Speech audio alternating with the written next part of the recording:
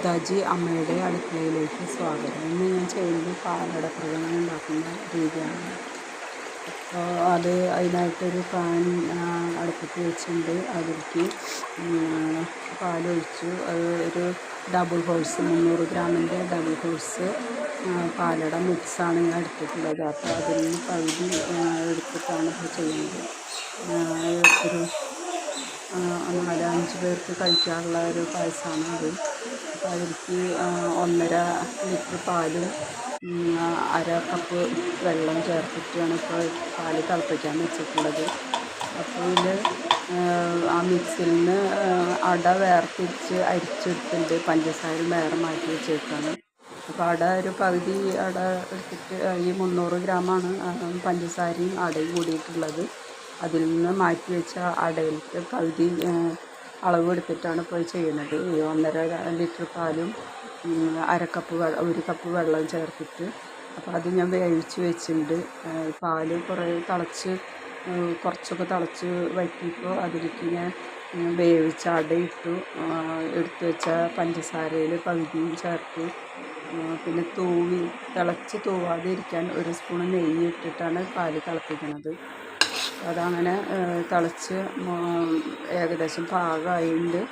അപ്പോൾ അതിലേക്ക് കാരമൽ ചെയ്യാൻ വേണ്ടിയിട്ട് കുറച്ച് പഞ്ചസാര എടുത്തിട്ട് അതിന് കാരമലാക്കി പായസത്തിൽ ചേർത്ത് പിന്നെ അണ്ടിപ്പരിപ്പ് മുന്തിരി വറുത്ത് അത് ഇതിലേക്ക് ചേർക്കാം. ഏലക്കായുടെ ഫ്ലേവറൊക്കെ ഉള്ള പഞ്ചസാരയാണ് ഈ മിക്സിലുള്ളതൊക്കെ.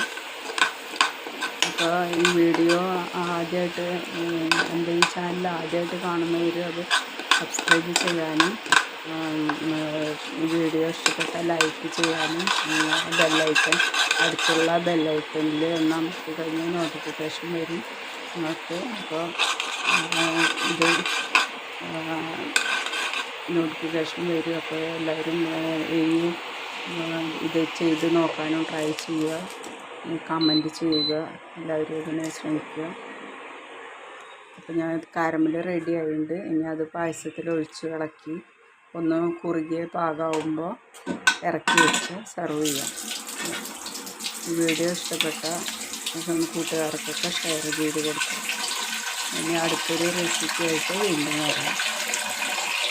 ഓക്കെ.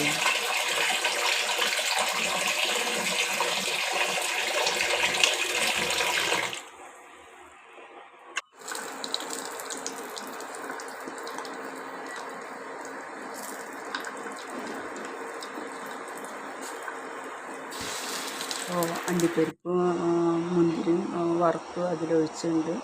പിന്നെ അത് ചൂടാറി ഉപയോഗിക്കാം പാകത്തിന്.